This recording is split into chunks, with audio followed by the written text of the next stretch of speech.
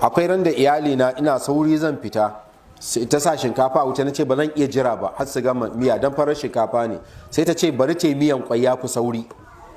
kun sai yana da sauki miyan kwai din nan da kuke kwai guda biyu sai kaga ya bada wani ma'ana mai kyau kuma mutane da dama su amfana da shi. to wani almajiri ya shigo zai kwashe mana bola a gida, ni na kamar da na gaya muku ina sauri sai na ce kawai ta bashi abincin, na cika dan na ce ta bashi ko a samu a plate in tafi da shi a mota.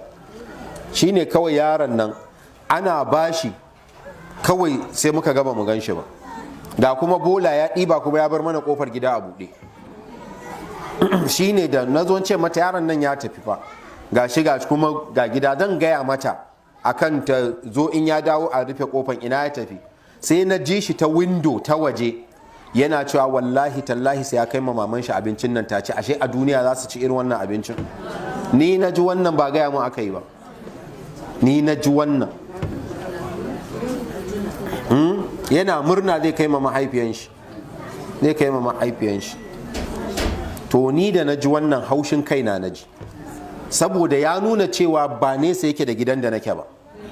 tunda har zai ce bari ya je ya dawo, ashe ba nesa yake da inda nake ba.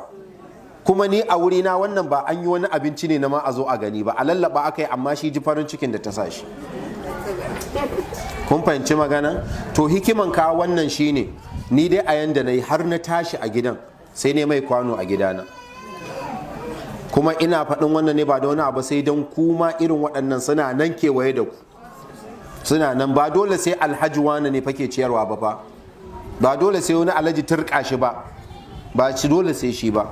plate ɗaya da zaki ware ma almajiri ko yaron makwabcinki, wani mara lafiya ko wani wanda ba su da shi, ko wani wanda kullum wanda suke ci ƙasa yake, naki ko da ɗan maiko ko da lokaci bayan lokaci ba kullum ba, na rantse da Allah wannan plate ɗayan sai baki aljannar firdaus.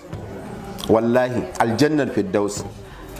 Nana Aisha ba da ku muka karanta a hadisi ba, wani ya shigo gida ta bashi, tana zaune da annabi sallallahu alaihi wasallam, tace ba ta so ta tashi kar annabi sallallahu alaihi wasallam nemi wani abu ba ta kusa. kun tuna hadisin ko? da aka ɗibo aka ba wanda ya zo tambayan me ta yi, sai ta rinka daga kai tana kallon abin da aka zuba mishi a ciki. manzo Allah sallallahu alaihi wasallam yake ce mata kina kallo ne kila kar ya zamto an sa mai da yawa?